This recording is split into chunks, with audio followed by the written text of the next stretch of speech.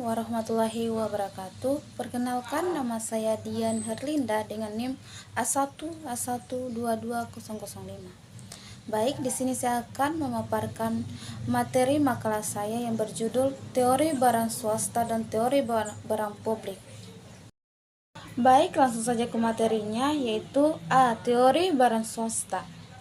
Barang swasta adalah barang yang sifatnya rival. Artinya di sini bahwa konsumsi barang ini oleh satu individu akan mengurangi ketersediaan bagi individu lain atau rival.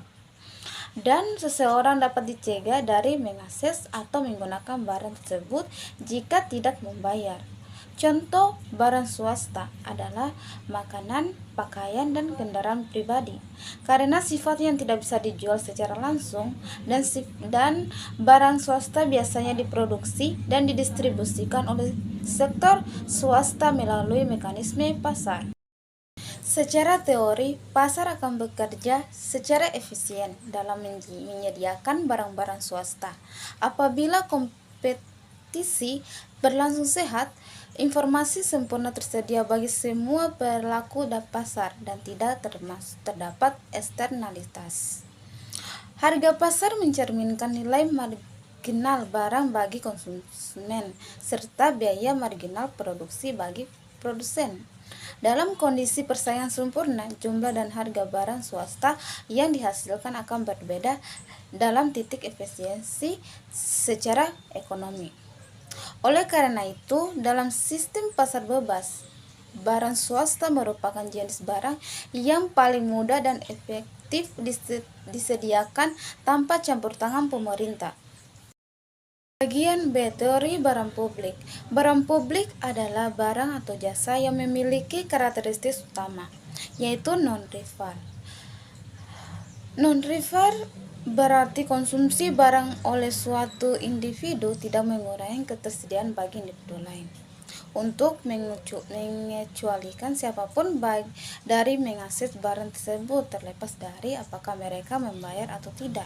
Contoh barang publik adalah pertahanan nasional, penerangan jalan, sistem navigasi GPS, dan udara bersih. Teori barang publik dikembangkan untuk menjelaskan peran penting pemerintah dalam menyediakan barang-barang yang tidak bisa tersediakan secara efisien oleh pasar. Model ekonomi klasik seperti model Samuelson 1954 menunjukkan bahwa jumlah optimal barang publik adalah ketika jumlah manfaat marginal masyarakat secara keseluruhan sama dengan biaya marginal penyediaannya. Namun, dalam praktiknya, pengukuran manfaat marginal secara agregat sulit dilakukan karena keterbatasan informasi dan perbedaan preferensi masyarakat. Dengan demikian, penyediaan barang publik seringkali dikaitkan dengan kebijakan politik dan proses demokratis untuk menentukan tingkat penyediaan yang dianggap layak dan adil. Pemerintah juga sering menggunakan pendekatan campuran dan penyediaan barang publik seperti kerjasama publik ke swasta dan skema subsidi silang guna mengatasi keterbatasan pembiayaan dan efisiensi birokrasi. Adapun kesimpulan dari makalah yang berjudul Teori Barang Swasta dan Teori Barang Publik adalah berdasarkan analisis yang telah dilakukan dapat disimpulkan bahwa barang swasta dan barang publik merupakan dua kategori barang yang fundamental berbeda dalam teori ekonomi, terutama dalam hal karakteristik, rivalitas, dan eksklusivitas.